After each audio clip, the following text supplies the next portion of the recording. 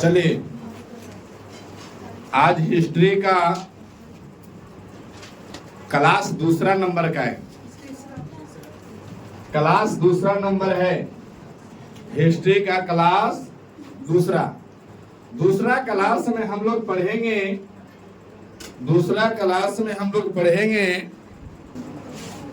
चलिए, हिस्ट्री का आज दूसरा नंबर का क्लास है, दूसरा दिन का, जिसमें हम लोग पढ़ लिए थे उपनिवेश। क्या पढ़े थे? उपनिवेश के आर्थिक कारण पढ़े थे। और आज जो हमें पढ़ना है उपनिवेशिक आर्थिक नीति।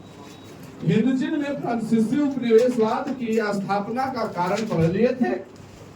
इसके बाद में जो आज हमें पढ़ना है वो पढ़ना है औपनिवेशिक आर्थिक नीति। अब यहाँ पे हम लोग कल जो पढ़े थे उसमें आपको बता दिया गया था कि कैसे कैसे वियतनाम पर फ्रांस आपका उपनिवेश करते चला गया। तो जब फ्रांस पूरी तरह से उपनिवेश कर लिया अपना वियतनाम पे, तो फिर वियतनाम पर क्या सोचा कि भैया हम एक प्रश्न उठता है कि अगर हम किसी क्षेत्र पर अगर अधिकार कर लिए, उपनिवेश कर लिए, तो उपनिवेश करके क्या हम वहां बैठे रहेंगे कि वहां से हम कुछ न कुछ कमाएंगे तब फायदा है ना। तो वो कमाने के लिए यहाँ पे ये लोग प्रश्न किया कि आखिर हिंदू चीन से फ्रांसीसी किस प्रकार से अधिक लाभ उठा सके।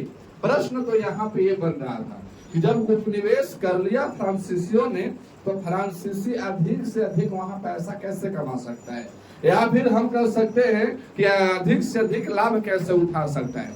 तो उनमें एक नीतिज्ञ थे, या फिर हम कह सकते हैं कि लेखक थे, या फिर नीतिकार थे, जिनका नाम था पॉल बर्नार्ड। क्या नाम था? Paul Bernard. तो ये पॉल बर्नार्ड ने, तो एक बार की बात है कि इन्होंने जापान को देखा था 1890 के दशक में। 1890 के दशक में जापान बहुत ही कम समय में भूमि सुधार आंदोलन करके और बहुत अधिक मुनाफा कमाया था। तो इन्होंने भी, ये पॉल बर्नार्ड जी ने कहा कि भैया हम यहाँ पे वियतनाम में क्या करेंगे, उपनिवेशों का आर्थिक व्यवस्था या फिर अर्थव्यवस्था को हम सुधारेंगे, इनके विकास को हम सुधारेंगे। क्यों? क्योंकि यहाँ पे अगर किसी तरह के कोई कंपनी बनाते हैं तभी ना हमको, मान लीजिए वहां पे कंपनी बनेगा तो यहाँ वियतनाम के लोग जो है कि उस कंपनी में काज करेंगे, और काज करेंगे तो उनके पास रुपया पैसा होगा, तभी तो हमारे सामान को खरीदेंगे। अब जा करके मान लीजिए एक तो जात से मैं बात ना करूं तो ठीक है, लेकिन बात कर रहा हूँ एग्जाम्पल के लिए, सिर्फ हम जातिवादी नहीं कर रहे। मुसहर लोग जानते हैं, जो आपको एक तो हथियार लेकर के लकड़ी उकड़ी फाड़ने का काज करता है।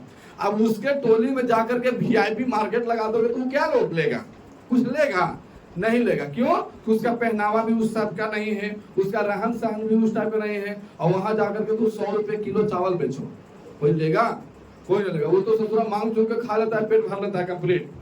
तो यहाँ पे इन्होंने, पॉल बर्नार्ड ने कहा कि भैया देखिए, अगर हमको वियतनाम से अधिक अगर आर्थिक लाभ कमाना है तो यहाँ के अर्थव्यवस्था को मुझे सुधारना पड़ेगा। और अर्थव्यवस्था तब सुधरेगा जब यहाँ पे अनेक प्रकार की कंपनी लगेगी तब, या उद्योग खुलेंगे तब। तो यहाँ पे क्या किया कि आपको अर्थव्यवस्था को सुधारने के लिए सबसे पहले क्या किया, भूमि सुधार कानून। भूमि सुधार कानून क्या है? एकदम जस्ट लाइक जापान की तरह सोचा। जापान भी 1890 में इसी प्रकार का काम किया था। क्या किया था कि उन्होंने भूमि सुधार आंदोलन लाया। भूमि सुधार आंदोलन का मतलब कि जो आपका गैर जो जमीनें थी पड़ा हुआ, जो गैर जमीन, जैसे कि मतलब कि जिसको बोलते हैं गैरमंजरूआ जमीन, तो उन सारे जमीन को एकत्रित करके और समतल करवा करके वहां उद्योग खोल दिया गया। जैसे कि मैगरा में ITI को देखिए, तो वहां पे वो आपको सरकारी जमीन था, वहां पे कॉलेज खुल गया। तो विकास किया कि नहीं किया? आज भी हमारे यहाँ जैसे कि आपको जितना अगर गैर जिम्मेवार जमीनें पड़ी हुई है, वहां पे अगर सरकार चाहेगी कि हम वहां पे कोई उद्योग खोल दें, तो बताओ यहाँ के आदमी, बिहार के आदमी या मैगरा के आदमी कहीं दूसरे प्रदेश में जाके कमाएगा? नहीं कमाएगा। एकदम बढ़िया से यहाँ कमाएगा और अपने घर पे सुरक्षित रहेगा। पॉल बर्नार्ड ने भी यही बात को कहा था कि भैया आप क्या कीजिए, भूमि सुधार आंदोलन लाइए और वहां से जितने जमीन है उस सारे को क्या कर दे, डिनोट कीजिए। क्यों? क्योंकि वियतनाम कैसा देश था, तो कृषि प्रधान देश था। वहां पे सबसे ज्यादा क्या होता था, कृषि, है ना, चावल होता था। अब चावल से लोग कमाते थे, तो वहां पे भूमि सुधार आंदोलन लाएंगे तो जो भूमि उखड़ खाबड़ मतलब समतल नहीं है, अगर उसको सरकार समतल करा दे तो कल के दिन उसमें कृषि होना चालू होगा कि नहीं, चावल होना शुरू हो जाएगा, तो जिससे क्या होगा, अधिक मुनाफा होगा। तो पॉल बर्नार्ड ने कहा भैया आप क्या कीजिए ना कि भूमि सुधार कानून लाइए और यहाँ पे दूसरा काम कीजिए कि औद्योगिकीकरण कर दीजिए, मतलब उद्योग यहाँ पे स्थापना कीजिए उद्योग का, माने कोई कंपनी का, जैसे चप्पल जूता का कंपनी हो, कपड़ा का कंपनी हो, बरस बनाने का कंपनी हो, किसी भी प्रकार का उद्योग यहाँ लगाइए जिससे कि वियतनाम के मजदूर यहाँ आकर के और काम करें। उनका जैसे ही आर्थिक व्यवस्था ठीक हो जाएगा वो हमारा सामान परचेज करना शुरू कर देंगे, और जब हमारा सामान परचेज करना शुरू कर देंगे तो ऑटोमेटिक मुझे मुनाफा होने लगेगा। बात सही कहा था पॉल बर्नार्ड ने। अब यहाँ से कहा कि लेकिन यहाँ पे बताया था कि 1890 में जापान क्या किया था, भूमि सुधार कानून, और वही बतिया को यहाँ पे पॉल बर्नार्ड ने अप्लाई किया। लेकिन इससे ज्यादा फायदा हुआ नहीं। क्यों फायदा नहीं हुआ कि वियतनामी लोग ठहरे कृषि करने वाले, और यहाँ पे उद्योग बड़ा बड़ा मशीन लगा देगा तो सब चलाएगा का, बाप चलाएगा, इसको तो चला भी नहीं आता है। तो ये बात इनको गलत साबित हो गया कि जो उद्योग करने के जो बात बोले थे इनको ये बात गलत हो गया। क्यों? लेकिन वियतनामी कैसे थे, कृषि प्रधान देश था, और उन्होंने कृषि प्रधान देश था, ये औद्योगिकीकरण उनको चल नहीं पाया। फिर कहा कि भैया भूमि सुधार आंदोलन लाओ, तो जितना भी वियतनाम में जमीनें ऊंच नीच थी, मैंने तो कृषि करने योग्य नहीं थी, उस सारे जमीन को क्या कर दिया इन्होंने, समतल करा दिया। और समतल कराया तो कहीं भी आपको कुछ लोग अमीर होते हैं तो कुछ लोग गरीब, तो जो वियतनाम में मजदूर ग्रेड के व्यक्ति थे और जो लोग जमींदार ग्रेड के आदमी थे, तो फ्रांसीसियों ने जमींदारों को चुना, फ्रांसीसियों ने जमींदारों को चुना और कहा कि हम आज से ये जमीन आपको हक में देते हैं। क्यों? क्योंकि जमीन आज भी हमारे यहाँ किसी का बराबर नहीं है। किसी का अगर 4 कट्ठा है तो किसी का 4 बीघा है, तो किसी का 4 डिसमिलियन तक रह जाता है। होता है कि नहीं होता है? तो यहाँ पे जमीन बराबर नहीं होने के कारण फ्रांसीसी जो उपनिवेश किए हुए थे वो फ्रांसीसी क्या किए कि सबको जमीन को अपने लेकर के और सारे जमीन को किसके हाथ में दे दिया, जमींदार के हाथ में दे दिया। और जमींदारों को बोला गया कि आप मजदूरों से काम करवाइए, और मजदूरों को बोला गया कि जैसे जमींदार कहता है वैसे करना होगा, तुमको उसके बदले काम के बदले जितना मजदूरी देगा वो उतना ही तुमको रखना होगा। ये बात बहुत गलत हो गया था। हालांकि एक तरफा बात बोला गया ना यहाँ पे। उस मजदूर के भी बारे में सोच लीजिए कि हाँ भैया तुम 8 घंटा काम करोगे तो 500 रुपया मिलेगा, या 12 घंटा करोगे तो 750 रुपया मिलेगा। तो इस हिसाब किताब से वो व्यक्ति काम करता। लेकिन यहाँ तो बोला गया कि जमींदार के यहाँ आपको काम करना है, कृषि करना है, और उस हक के बदले आपको जमींदार जितना रुपया देगा, जितना मजदूरी देगा, केवल तुमको उतना ही लेना है, किसी तरह के कोई वर्चस्व नहीं करना है। तो वो बात जो है ना जमींदारों के प्रति बोला गया, जमींदार के हक में बोला गया। तो वो जो आपका बोला गया एक तरफ बात बोला गया, तो उसी बात को क्या कहा जाता है, एक तरफा अनुबंध। एक तरफा अनुबंध कौन लगाया था, तो फ्रांसीसी सरकार ने, है ना, उसको क्या बोला गया, एक तरफा अनुबंध व्यवस्था यहाँ पे लागू कर दिया गया था। अच्छा, ये लागू किसके पक्ष में था, तो जमींदार के पक्ष में था। किसके पक्ष में, जमींदार के पक्ष में था। और इन्हों बोला गया कि फ्रांस ने जमींदारों का अधिक से अधिक अधिक अधिकार दिया था, है ना, फ्रांस ने जमींदारों का अधिक अधिकार दिया था, जिससे कृषि का क्या हुआ, विकास हुआ। कृषि का विकास हुआ, इसके बाद सिंचाई व्यवस्था वहां लगाया गया। जब कृषि का विकास होना शुरू हुआ तो यहाँ पे क्या किया गया, सिंचाई व्यवस्था को लागू कर दी गई। और सिंचाई व्यवस्था लागू किया गया तो इस सिंचाई व्यवस्था का मतलब क्या हुआ, सिंचाई व्यवस्था का मतलब कहीं कहीं मोटर दे दिया गया सिंचाई करने के लिए, कहीं नहर से खेत को जोड़ दिया गया, तो कहीं नदी से जोड़ दिया गया। इस टाइप का व्यवस्था दिया गया यहाँ पे। और नए नए खेत को क्या कर दिया गया, उपलब्ध कि लीजिए भैया ये नया खेत बना है, यहाँ पे कृषि नहीं होता था, ये हम हमारे सरकार की तरफ से नया खेत दिया गया, आपको उपलब्ध करवाया गया है। तब यहाँ पे देखा गया कि 1873 ईस्वी में जो वहां प्रति हेक्टेयर उपज कितना था, 2,74,000। 1873 ईस्वी तक वहां आपका उपज जो था वो कितना था, 2,74,000 प्रति हेक्टेयर। लेकिन वही बतिया को 1930 तक देखा गया तो कितना हो गया, 22 लाख। कहा मतलब अप्रोक्स मानते हैं 3 लाख मानते हैं इसको, है ना, अप्रोक्स 3 लाख मानते हैं लगभग। और यहाँ 1930 में देखा गया तो 22 लाख हो गया। कितना गुना हो गया, लगभग 7 गुना 8 गुना हो गया। नहीं, इसके हिसाब से अगर देखोगे तो लगभग 8 गुना कृषि का उत्पादन बढ़ गया।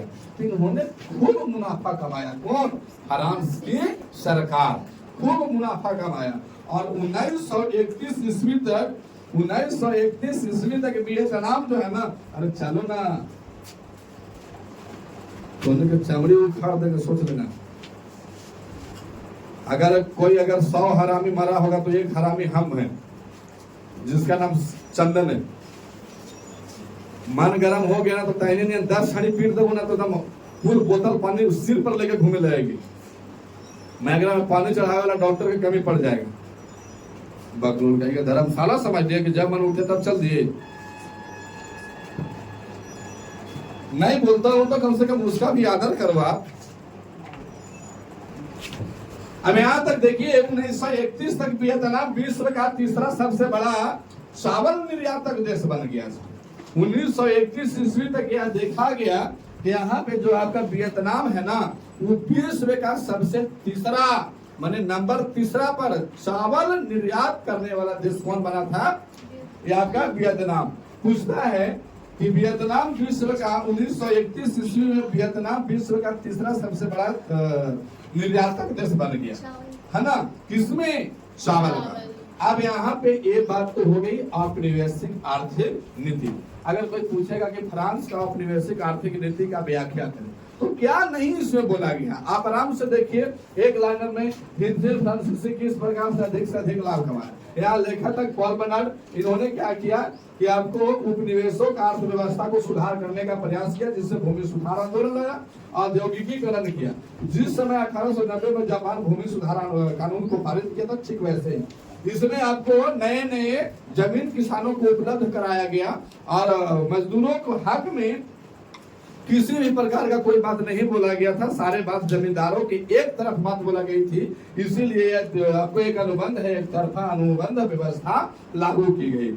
इसमें जमींदारों के प्रति बोला गई और इसमें आपका ना कृषि करने के लिए फ्रांसीसी सरकार ने नई सिंचाई व्यवस्था को लागू किया और नए खेत उपलब्ध कराया। 1873 ईस्वी में 2,74,000 हेक्टेयर प्रति हेक्टेयर उत्पादन था, जो कि बढ़ करके 1930 ईस्वी तक कितना हो गया, 22 लाख, लगभग कितना गुना, 8 गुना। अब 1931 तक वियतनाम विश्व का तीसरा सबसे चावल निर्यात करने वाला देश बन गया। ये आपका था आर्थिक नीति। इसके बाद क्या यही तक क्या वियतनामियों को रखा गया, जी नहीं। अब यहाँ पे संरचनात्मक विकास किया गया। संरचनात्मक का मतलब क्या होता है, अपने से संरचना करके विकास करने को संरचनात्मक विकास कहते हैं। तो वहां पे क्या किया गया कि जो कृषि करने में टाइम बहुत ज्यादा लग रहा था, जैसे कि पूरा वियतनाम एक खेत है, जैसे मखा समझते हो, मखा पूरा इलाका पूरा खाली होता है, इतना नजदीक गाँव नहीं होता है। वहां पे लोग केवल कृषि करने के लिए जाने जाते हैं। अब वो क्या होता है ना कि वहां पे आपका, चलो यहाँ पे क्या होता है, संरचनात्मक विकास। पूरे हिंद चीन को रेल लाइन से जोड़ दिया गया। पूरे हिंद चीन को किससे जोड़ दिया गया, रेल लाइन से। मतलब क्या हुआ, जने खेत था। अब मान लो कि यहाँ से हमको पूरा बेरीनगर तक बोझा ढोना है तो टाइम तो लगेगा ना। अच्छा, बोझा एक आदमी कितना किलो के ढोगा, खूब से खूब 40 या 50 किलो के। वो 50 किलो के यहाँ से हुमा तक नहीं लेके जाएगा, 30 किलो वाला लेके जाएगा। तो जिससे समय ज्यादा लगने लगे और मजदूर की संख्या कम हो गई, तो इन्होंने क्या किया कि रेल लाइन पूरा खेतवे में बिछा दिया, है ना। पूरा रेलवे लाइन पूरा खेत में घुमा करके बिछा दिया कि ले भैया यहाँ से उठाओ और ट्रेन पर रख दो, डिब्बा में रखो और वो आपको खींच के लेके चल जाएगा। तो यहाँ पे क्या किया गया संरचनात्मक विकास में कि आपको पूरे हिंद चीन को रेल नेटवर्क द्वारा क्या किया, जोड़ दिया। यह वियतनाम से होकर के चीन के एनान प्रांत तक और फिर कहा कंबोडिया से थाईलैंड तक जाता था रेलवे लाइन। अब यहाँ से क्या होता था, तो जो हमको इधर से जो निर्यात करना रहता था यानी बेचना रहता था और उधर से लाना रहता था, सारे के सारे रेल लाइन से शुरू हो गए। कुछ न कुछ वहां भी अगर त्रुटि पाई गई तो जहां पे यह व्यवस्था नहीं है, दूर पड़ रहा है, तो वहां पे बंदरगाहों का भी उल्लेख किया गया, बंदरगाह बना दिया गया था। यहाँ पे पुनः अगर वियतनाम से कंबोडिया तक और कंबोडिया से कहाँ तक, थाईलैंड तक रेलवे नेटवर्क को जोड़ा गया। और फिर इतना से भी अस्थायी नहीं हुआ, वो फिर बंदरगाहों का भी क्या किया, विकास किया, है ना। तो ईस्वी तक आपको 1910 ईस्वी तक पूरा रेल नेटवर्क को क्या कर दिया गया, विकास किया गया, जिससे आपको चावल या कृषि उत्पादन में सहायता मिल गई। 1920 ईस्वी तक फ्रांसीसी अधिक लाभ उठाने लगे थे कृषि से, कोई दिक्कत नहीं था। अच्छा, अब क्या वियतनाम के लोग केवल कृषि ही करेंगे? सरकार को वहां चाहिए कि अगर हमारा मुल्क के लोग अगर केवल कृषि कर रहा तो उसको कुछ ना कुछ पढ़ाया भी जाए। तो यहाँ पे एक व्यवस्था लाया था औपनिवेशिक शिक्षा नीति। उन्होंने सोचा कि भैया चलो मजदूर का बाल बच्चा है, कितना दिन ऐसे करते रहेगा, कुछ ना कुछ इन लोगों को शिक्षा दिया जाए। अब देखो, शिक्षा दिया जाए, कोई भी आप पर अगर राज कर रहा है वो कभी भी नहीं चाहेगा कि तुम डेवलप करो, और तुम डेवलप कर जाओगे तो हमारे विरुद्ध में तुम लड़ाई करोगे, है ना, विद्रोह करोगे, और विद्रोह करोगे तो हमको एक दिन छोड़ के जाना पड़ेगा। तो कोई व्यक्ति ये नहीं चाहता है कि हम तुमको जागरूक करें। इन्होंने शिक्षा नीति तो लाया, लेकिन गलत ढंग का शिक्षा नीति लाया था। इन्होंने बोला कि वियतनाम को विकसित यूरोपीय सभ्यता से क्या करवाना था, परिचय। यूरोपीय सभ्यता माने फ्रांस के सभ्यता से परिचय करवाना था। जैसे कि वियतनाम में यदि कोई लोग है तो उनका बच्चा वियतनाम के संस्कार को जानता है, और वो बचवा को यहाँ एडमिशन करवाओ, कहाँ, स्कूल में, और वो स्कूल में फ्रांस वाला के शिक्षा, फ्रांस वाला के नीति, उसका सुविचार, उसका रीति रिवाज सब यहाँ पढ़ाया जाता था। तो बचवा है वियतनामी, लेकिन सब जान कहाँ के रहा है, फ्रांस की। तो फ्रांसनियन रहेगा कि नहीं रहेगा? तो इन्होंने गलत शिक्षा देने का प्रयास किया था। बोला कि वियतनाम को विकसित यूरोपीय, कौन यूरोपीय, विकसित यूरोपीय सभ्यता से क्या करवाना था, इसीलिए इसको शिक्षा देना शुरू किया। लेकिन यहाँ पे परेशानी आई। परेशानी क्या आई कि भैया अगर हम शिक्षा देंगे वियतनामियों को तब कहाँ तक देंगे, एक पहला परेशानी है।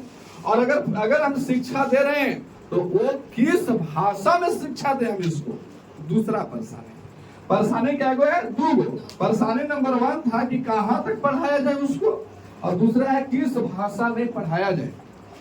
दो परेशानी था। इन्होंने बोला कि अच्छा ठीक है, कोई दिक्कत नहीं है। पहले क्या किया कि नए स्कूलें खोले गए, और वो स्कूल कैसा, किसका स्कूल था, फ्रांस का, फ्रांसीसी स्कूल था वो। और फ्रांसीसी स्कूल था तो वहाँ पूरा वो स्कूलिया जो था ना पूरा महंगा था। जैसे अभी क्रेन हो गया, नाजरत हो गया, ये सब गया में जो आपका स्कूल है ये सब पूरा हाई वोल्टेज का स्कूल है। उसमें आपका एडमिशनों बाल बच्चा के तब होगा जब उसका बाप माँ ग्रेजुएशन किए हुए रहेंगे, तब समझ गए। तब ऐसे आपको एडमिशन होने वाला नहीं है। अब यहाँ पे फ्रांसीसी स्कूल खोले गए तो यह स्कूल में कैसा था, महंगा स्कूल था, है ना। और यहाँ पे भी आपको शिक्षा जो था ना वियतनामियों को वो पूरा नहीं दिया जाता था, शिक्षा पूरी नहीं कर पाते थे।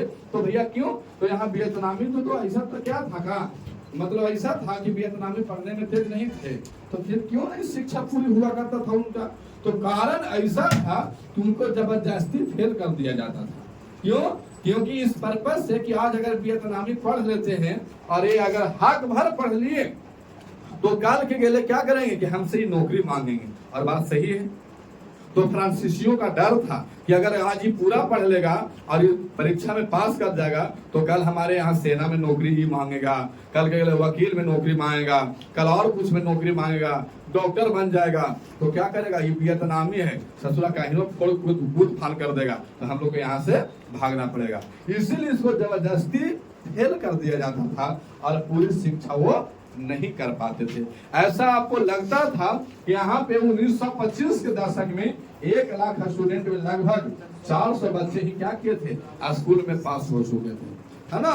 1 लाख अप्रोक्स में लगभग 400 बच्चे ही स्कूली शिक्षा क्या किए, प्राप्त कर सके या पा सके। अब यहाँ पे क्या था, अच्छा यहाँ का पुस्तकें कैसा था, यहाँ का शिक्षा कैसे था। तब पुस्तक कौन वाला चलता था, पढ़ते थे वियतनामी, पुस्तक था फ्रांसीसी, और उसमें लिखल क्या रहता था, पूरा का पूरा फ्रांस के बारे में अच्छाई और वियतनाम के बारे में बुराई। माने जितना बुराई हो सके उतना सब किसके बारे में लिखल है, वियतनाम के बारे में। और जितना तनिक तनिक बात अगर अच्छा है तो वो किसके बारे में लिखल है, फ्रांस के बारे में। तो शिक्षक कहाँ के थे उस समय, तो शिक्षक भी वियतनामी ही थे, और उसको बोलते थे, वियतनामी भी थे हालांकि वो भी फ्रांसीसी भी थे।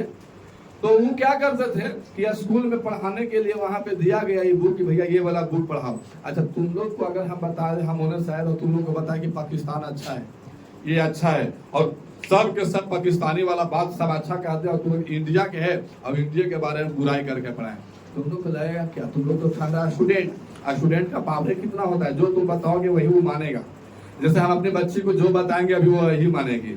तो उसको अगर सुनने से अगर हम पाकिस्तान के बारे में बताएं, पाकिस्तान की राजधानी कहाँ है, इस्लामाबाद, कौन देश में रहती है, तो पाकिस्तान देश में, वो इंडिया कहीं ना कहेगी, नहीं कहेगी। अभी पूछोगे कि कौन देश में रहती हो, तो इंडिया। कहाँ राजधानी है, तो दिल्ली। उससे पहले कहाँ था, तो कलकत्ता, है ना। बिहार का राजधानी कहाँ है, वो बोलेगी पटना। प्रधानमंत्री का नाम क्या है, तो मोदी। मुख्यमंत्री का नाम क्या है, तो नीतीश। अगर यह बतिया के सब उल्टा करके पढ़ाते, सब पाकिस्तान के बारे में कुछ सीखती कि नहीं। तो वियतनामी बच्चों को शिक्षा कौन दे रहा था, फ्रांस के बारे में, फ्रांस का शिक्षा दिया जा रहा था। तो बचपन में फ्रांस के सीखेगा, और वियतनामी बच्चा जरूर है, लेकिन वियतनाम के बारे में ये बुराई करके बताया जा रहा है कि वियतनामी में जो लोग रहते हैं वो आपका बिल्कुल गंदे आचरण के हैं, बिल्कुल खराब होते हैं। मैंने ABCD XYZ जो भी कुछ बताना सब गलत। अब यहाँ पे क्या हुआ, तो वियतनाम के जो लोग थे उसमें बताया गया, उन पुस्तकों में लिखा था, क्या था कि वियतनाम कैसा है, आदिम है। आदिम मतलब एकदम पुराना संस्कृति सभ्यता में जी रहा है, इन लोग का कोई अकल वकल है नहीं, ऐसा बताया गया था। इनको बताया गया कि वियतनाम के जो लोग हैं ना, बिल्कुल एकदम पुराने जैसे अभी भी जी रहे हैं, और हम लोग चाह रहे हैं कि लोग को क्या कर दे, ठीक।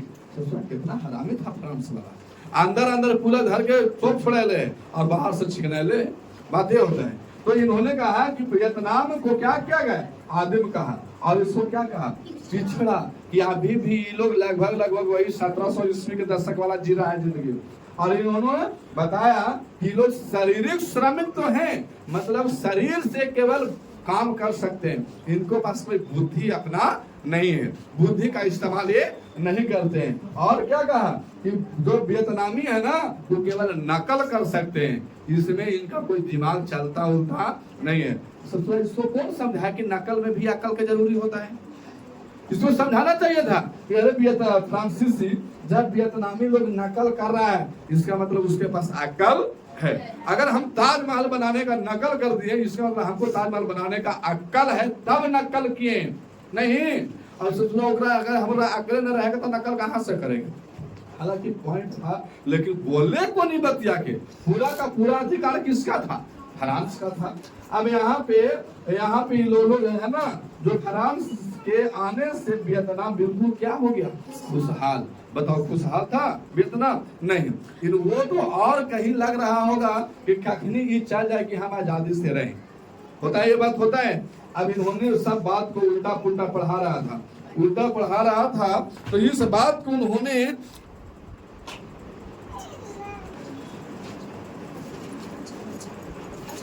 देखिए, इसके बाद फिर वहां पे इतना सभी न हुआ तो वहां पे वो खोला गया तोकिन फ्री स्कूल। ये कब खोला गया था, 1907 ईस्वी में। इसका उद्देश्य क्या था, तो जो पश्चिमी वियतनामी थे उनको भी जागरूक करना, यानी शिक्षा दिलवाना, है ना। समान शिक्षा के अलावे वो स्कूल जो खोला गया था, वो आपको स्कूल में समान शिक्षा मतलब क्या है, जैसे तुम लोग को हम पढ़ा रहे हैं तो ये समान शिक्षा है, ये तो हम आपको पढ़ाएंगे, लेकिन इसके अलावा भी तुम लोग को हम कुछ न कुछ बोलते हैं, रहना कैसे, आगे के जीवन कैसे होते हैं, क्या आपको कैसे समाज में फेस होना चाहिए, कैसे क्या करना चाहिए, आगे का जिंदगी तुमको 20 वर्ष तक कैसा आएगा, उस जीवन में तुमको क्या करना है। तो ये सब जो है ना, ये समान शिक्षा से अलग विषय की बात है। तो यहाँ समान शिक्षा के अलावा भी क्या करना था उसको, जैसे विज्ञान की पढ़ाई करवाना था, स्वच्छता का पढ़ाई करवाना था। फ्रांसीसी शिक्षा में भाषा को शिक्षा दी गई थी कि फ्रांस में लोग रहते हैं, फ्रांसीसी यहाँ पे रहते हैं, तो यहाँ पे आपको कौन सा भाषा का शिक्षा दिया जाएगा। इसके बदले उससे ये सारे शिक्षा के बदले टोकन फ्री स्कूल में आपको इसके बदले फी भी लिया गया। सोचो, इस स्कूल यहाँ बोला कि ये स्कूल कैसा है, फ्री स्कूल है, और वहां पे जब सब शिक्षा दे लिया तो अंतिम में कहा था कि आप फी दो। यहाँ पे क्या बोला गया, फी लेने की बात कहा गया। अच्छा, यहाँ तक कि आपको यहीं पे बात है, इसके बाद आप दूसरे स्लाइड का इंतजार कीजिए और दूसरे स्लाइड में फिर देखेंगे कि टोकन फ्री स्कूल का क्या महत्व पड़ा, इसका क्या वियतनामियों पर प्रभाव पड़ा। इसके बाद स्कूलों का विरोध किया गया था, फिर औपनिवेशिक धार्मिक नीति को बताएंगे, फिर आपका स्कॉलर्स रिवोल्ट को बताना है। तो आप दूसरे स्लाइड के लिए आगे फ्रांसीसी शिक्षा भाषा की शिक्षा दी गई। जो यहाँ पे जो स्कूल में जो टोकन फ्री स्कूल था उसमें कौन सा भाषा का शिक्षा दिया गया, फ्रांसीसी से फ्रांसीसी की शिक्षा दिया गया। तो वहाँ के जो लोग थे वियतनामी, सारे के सारे कौन सा भाषा बोलेंगे, फ्रांसीसी। जैसे आज अगर हम लोग को इंग्लैंड का भाषा कौन सा है, अंग्रेजी, तो वहाँ पे अंग्रेजी बोलने के लिए कोई अलग से अंग्रेजी का शिक्षा नहीं लिया जाता है, बस सब कोई बोल रहा है, बोलते बोलते सीख गए। इसको कहीं हिंदी बोलने के लिए अलग से क्लास करना पड़ेगा, नहीं। हम लोग बोल रहे हैं, आज ये सुन रही है, कल के लिए ऑटोमेटिक बोलना शुरू कर देंगे। बातें हैं। तो यहाँ पे क्या होता है कि इसको वियतनामियों को कौन सा भाषा का शिक्षा दिया गया, फ्रांसीसी, और उसके बदले में इसको से क्या लिया गया, फी लिया गया, है ना। वियतनामियों को यहाँ आधुनिक बनाने में बल दिया गया। इनको बोला गया था वियतनामियों के कि तुम अभी भी पुराने जमाने की तरह जी रहे हो। क्यों? क्योंकि तुमको रहन सहन अच्छा नहीं है। अब कौनो व्यक्ति आ करके ऐसा बात बोले कि तुम एकदम लाफू झंगा नहीं रहता है। लाफू झंगा का मतलब बेकार, है ना। तुम तो रहन सहन पर ध्यान दो, मतलब नीचे जितना गिराने का प्रयास किया उस सारे हद फ्रांसीसी पार कर गए वियतनामियों को। रहन सहन पर ध्यान देने को लिए कहा गया, पहनावा थोड़ा अच्छा बोलिए। वियतनामी लोग बाल थोड़ा बड़ा बड़ा रखते थे, तीनों बोलने के ना कितने बाल कटवा के रखो भैया, ठीक लगेगा, है ना। वियतनामी लोग बाल कटाई करवाने के लिए बोला गया वियतनामियों को, बोलचाल की भाषा सुधारने के लिए बोला गया। लेकिन सारे बात ये सब किताब में लिखा हुआ था, और ये किताब में पढ़ाने वाला जो टीचर था वो कहाँ के लोग थे, फ्रांस के, और कुछ लोग वियतनाम के। तो देखते थे कि फ्रांसीसी शिक्षक नहीं था, जब नहीं रहेगा या छुट्टी पर है या और कहीं गेल है, तो यहाँ के जो टीचर थे, यहाँ के जो टीचर थे ना वियतनाम के, इस ससुराल लगा सबको उल्टा करके पढ़ाना। समझ गए बात को। सब शिक्षा किताब में छपे बातों को क्या कर दिया, उलट कर पढ़ाते थे। मतलब वहां पे अगर लिखा है कि वियतनाम बहुत ही खराब है और फ्रांस अच्छा है, तो शिक्षक वो क्या पढ़ाता था, वियतनाम बहुत अच्छा है और फ्रांस सबसे बेकार है। जितना बात था सब उलट दिया, मैंने उल्टा पुल्टा पढ़ा दिया। जो फ्रांस के बारे में लिखा हुआ था वही बात पढ़ के वियतनाम के बारे में बोला, और जो वियतनाम के बारे में था वो बात किसके बारे में बोल दिया, फ्रांस के बारे में। तब लगा क्या भैया ये तो सब किताब के अनुरूप बात बोल रहे हैं टीचर जी। तो ये सब बात गया कहाँ, फ्रांसीसी सरकार के पास। आप टीचर को तो बहुत बढ़िया से आदर किया होगा कि ससुरा तुम इससे कहा पढ़ा रहे हो, जो बात किताब में लिखे वो बात पढ़ाओ। तो बोला कि नहीं, हम मर जाएंगे लेकिन ये काम नहीं करेंगे। बेशक हमको सूखा रोटी खाना पसंद है, लेकिन हम ये चाउमीन पिज्जा बर्गर हम ये सब नहीं खाएंगे। भैया हमको नौकरी रहे चाहे ना रहे, लेकिन हम गलत शिक्षा अपने देशवासियों को नहीं देंगे। फिर इसके बाद आया स्कूलों का विरोध हो गया। वहां पे स्कूलों का विरोध मतलब कि हमारे यहाँ के बच्चे नहीं पढ़ेंगे वो सही है, लेकिन गलत शिक्षा नहीं देंगे हम। बात इन्होंने सही कहा कि अगर हमारा बच्चा है, कोई इसको अगर गलत शिक्षा दे रहा है, ये बेकार है। बेशक ये पढ़े चाहे ना पढ़े, लेकिन गलत शिक्षा नहीं दो इसको। इन्होंने स्कूलों का क्या कर दिया, विरोध। और ये विरोध एक गर्ल्स स्कूल था जिसका नाम था साइगॉन नेटिव। क्या नाम था, साइगॉन नेटिव गर्ल्स स्कूल। और वहां में पहली बार विद्रोह जम के हुआ। विद्रोह मतलब हम तुम्हारे खिलाफ नारेबाजी करेंगे, हम तुम्हारा आज्ञा को नहीं मानेंगे। और ये सब घटना हुआ था 1926 में। अब यहाँ पे जो आपको वियतनाम के जो लोग थे, इन्होंने क्या किया कि एक दल का निर्माण किया जिसको नाम बोला यंग अन्नाम। क्या बोला गया, यंग अन्नाम। मतलब अन्नाम में अगर आपको स्वीकार अर्जित करना है तो आप आइए अन्नाम में, और वैसा लोग आइए जो यंग लोग है। यंग लोग मतलब जिसको पकड़ेगा ना धर कर ढूंढ देगा, ना आगे बांस ना पीछे बांसुरी। जैसे आज हमारे यहाँ अग्निवीर है, अग्निवीर में बच्चों को कितना बरस से लिया जाता है? 16 बरस से, 16 बरस से, है ना। और 16 या 17 बरस से, 21-22 बरस में नौकरी खत्म, इतना में आपका नौकरी खत्म हो जाएगा। अच्छा, 17 बरस के लड़का का शादी हो रहेगा? नहीं। अगर वो मरिए जाएगा तो क्या दिक्कत है, मर जाओ। उसको ज्यादा रोने वाला होता है, जैसे कि कोई व्यक्ति का शादी हो गया, अब 2 बरस के बच्चा है, अब वो व्यक्ति मर गया तो उसका परवरिश पूरा छूट जाएगा, होता कि नहीं। अगर हमको अगर अग्निवीर में नौकरी रहेगा और हम लोग 3 गो भाई हैं, माँ बाप को चलाने के लिए, अगर देश के चलाने के लिए हम शहीदे हो गए तो माँ बाप को चलाने के लिए 2 गो भी आदमी है, वो चला लेगा। लेकिन पत्नी को दूसरा कोई व्यक्ति नहीं चला सकता है, इसीलिए वो आपको अग्निवीर लाया गया। इन्होंने वही वाला अग्निवीर यहाँ ला दिया। क्या कह दिया? यंग अन्नाम, मतलब अन्नाम में अब संकट है, इसीलिए यंग की जरूरत है। और एक दल को स्थापना किया और उसी समय एक पत्रिका लिखा। पत्रिका लिखा क्या? अन्नानिज स्टूडेंट, मैंने जो भी ये स्कूलों में पढ़ रहा था, टोकन फ्री स्कूल में जो आपका विद्रोह किया, जो यहाँ सभी इतना बात को उल्टा सीधा पढ़ाया गया, वही अगर स्टूडेंट चाहते हैं कि अन्नाम या वियतनाम का फायदा हो तो आप यहाँ आइए और यंग अन्नाम में आकर के भर्ती हो जाइए। और ये जो पत्रिका है, सोचो कितना काम किया करता होगा। हाथ से लिखना शुरू किया, पूरा फ्रांसीसी के बारे में, पूरा जो भी आपका सच था वो फ्रांस के बारे में बताया गया इस पत्रिका में, और सारे स्टूडेंट को भेजा गया। अब स्टूडेंट पढ़ के एकदम पफला गया, चलो हम चलते हैं यंग अन्नाम में। और यहाँ पे फिर से वो दल बनाया, अन्नामी दल की स्थापना कौन किया था? John Duane. और इसमें आपको भर्ती हो गए। यहाँ पे खूब स्कूलों का विरोध की गई। अब आपका है औपनिवेशिक धार्मिक नीति। औपनिवेशिक धार्मिक नीति में यहाँ वियतनाम को धर्म को अलग बनाते थे। वियतनामी जो है ना, वियतनामियों के धर्म को गलत बताते थे वो। अब गलत बताते थे मतलब क्या?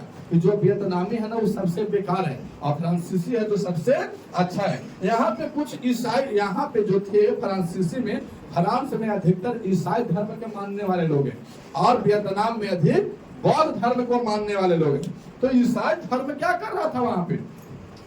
जाकर के वियतनाम में और धर्म प्रचारक का काम कर रहा था। गली गली जाके गीत गा गा के और लोग कह रहा था कि हमारा धर्म अच्छा है, मैंने शिव चर्चा नियन काम कर रहा था। अब इन्होंने जाकर के क्या किया कि ईसाइयों ने जाकर के अपना धर्म को प्रचार किया और गीत गाता था और वियतनामियों को गलत बताता था कि तुम गलत धर्म में हो, तुम आ जाओ, बेशक आना है तो तुम आ जाओ हमारे धर्म में। यहाँ क्या किया? लाखों वियतनामियों को क्या कर दिया? यहाँ पे जबरदस्ती किसी को मना करके, किसी को प्रेशर दे करके सबके सब क्या बना दिया? ईसाई। और ईसाई बना दिया तो फ्रांसीसी का कल्चर वहां पे आपको अपनाना पड़ गया वियतनामियों को। अब जैसे कि देखो, अगर देखिए कुछ हद तक देखा जाए तो मुस्लिमों का शादी आज अलग ढंग से होता है। हम लोग को मड़वा, भतवान और ना जाने मटकोर, फलाना चिलाना, लंद फंद, देवानंद, 12 17 लहसुन प्याज सब रहता है कि नहीं रहता है? माने अनेकों प्रकार के क्रिया विधि। और वही अगर मुस्लिम समुदाय में हम देख जाइए तो हमको लगता है उतना विशेष जानकारी ना है, लेकिन काम सम होता है। एक दिन में जाइए, तिलक उत्सव आप होने लगा धीरे धीरे, लेकिन अब बहुत शॉर्ट शादी होता है। हमारे यहाँ 4-5 दिन रहते हैं लोग। 4-5 दिन में आदमी सब थोड़ा मोटा जाएगा 2 इंची। अगर खाए पिए पर रहा ना तो कुछ ना काम करो भैया, धूप में ना निकलो, खाला तो देवे करवे, एकदम गारंटी, एकदम समय से। हाँ, समय से अगर देखा जाए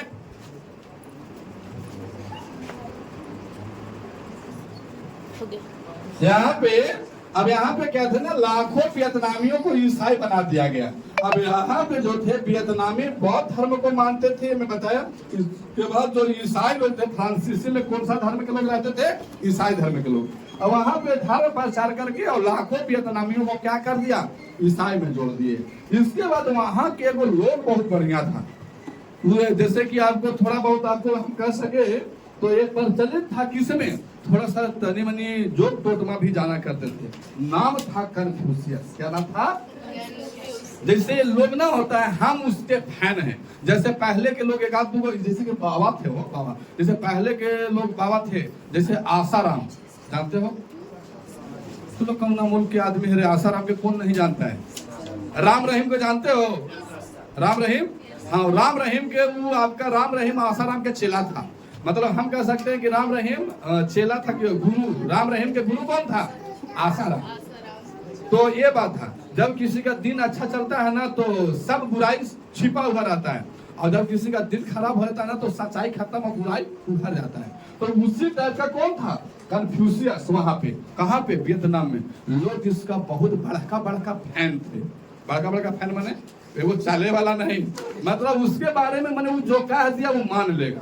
बात ऐसे होते हैं, जैसे कि अगर हमको भी कोई लोग चाहते हैं तो हम जो कहेंगे भैया वो उस पर भरोसा लोग आंख बंद करके करते हैं। जैसे कि हम बोल दिए कि सिलेबस तुम लोग को समाप्त कर देंगे, तब ठोक के कहते हैं। अब होता कि ना होता तुम लोग विश्वास कर ले, है कि नहीं है? तो ये बात विश्वास वाली बात है ना। अब यहाँ पे कन्फ्यूशियस था तो वहां लोग बहुत उस समय प्रचलित था। तो इनको लोग बात अक्सर माना करते थे। मैंने जो भी करना है अगर कन्फ्यूशियस कह दिया तो उस हक पर सारे लोग एकदम जागरूक हो जाते थे कि भैया जे हासिल नहीं है, हाँ भैया इसे हो जाएगा ना, तो हाँ हो जाएगा। लोग विश्वास कर ले तो कर ले, बाद में बाकी होगा कि ना होगा कोई गारंटी नहीं। चलिए इसके बाद में फिर देखेंगे स्कॉलर्स रिवॉल्ट। स्कॉलर्स का मतलब होता है विद्वान। स्कॉलर्स का मतलब विद्वान। रिवोल्ट का मतलब विद्रोह, यानी ये विद्वानों का विद्रोह था। स्कॉलर रिवोल्ट था, है ना। अब इसमें स्कॉलर रिवोल्ट मतलब विद्वानों का विद्रोह था। अब हमें यह स्कॉलर रिवोल्ट कब हुआ था? तो 1868 ईस्वी में। आपको बोला जाएगा कि विद्वानों का विद्रोह कब किया गया था? तो 1868 ईस्वी में। ये आपका किसके विरुद्ध था? तो ईसाइयों के विरुद्ध, या फिर हम कह सकते हैं फ्रांसीसी के विरुद्ध। अब इसका सशक्त आंदोलन विद्रोह जब शुरू हुआ ना तो इसका प्रभाव सबसे ज्यादा किस पर पड़ा? न्यूवेगन और हाथियन। ये आपको कोई व्यक्ति का नाम नहीं है, ये जगह का नाम है।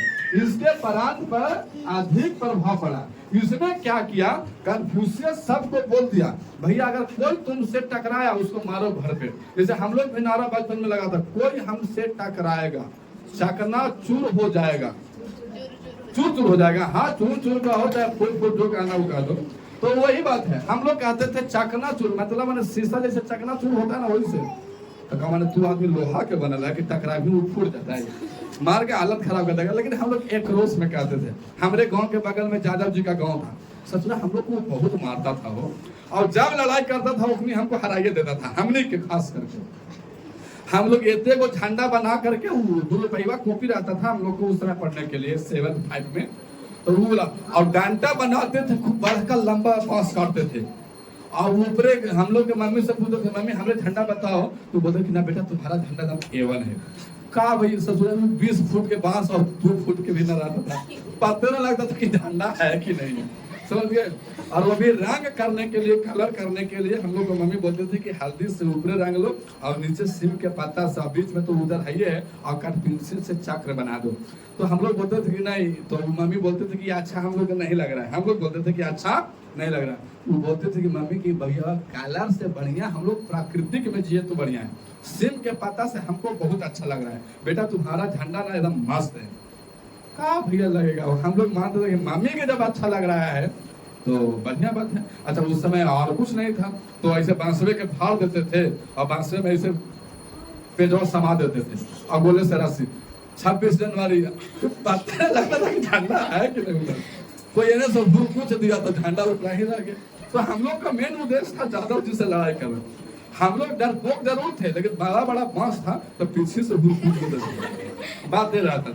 तो ये बात था उस समय। यहाँ पे क्या हुआ, वैसे आपको हजारे ईसाई को क्या किया गया, यहाँ कन्फ्यूशियस बोला कि भैया अगर जहाँ कुछ होता है सीधा मारो उन लोग को, कोई कमी छोड़ना नहीं।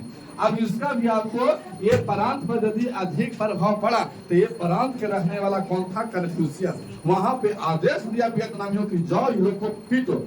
ईसाई को मारने लगा, ससुरा हालत खराब कर दिया, और ऐसे बोला गया कि हजारों ईसाइयों को क्या कर दिया गया, वहां मार दिया गया। और फिर मार दिया गया तो ये बात पहुंचा फिर से कहां? फ्रांसीसी सरकार वहां से आया, कुछ बातें को बोली गई, बहुत सारे बातों को समझौता हुआ और विद्रोह को उन्होंने अंत में क्या कर दिया? कुचल दिया। चाहे हथियार से, चाहे ताकत से, चाहे किसी के बदौलत उन्होंने आपका विद्रोह को क्या कर दिया गया? समाप्त कर दिया।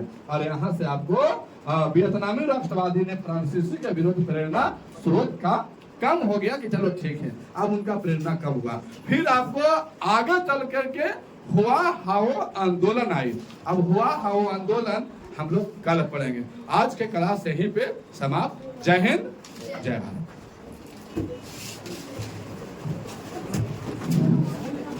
पूरा बंद।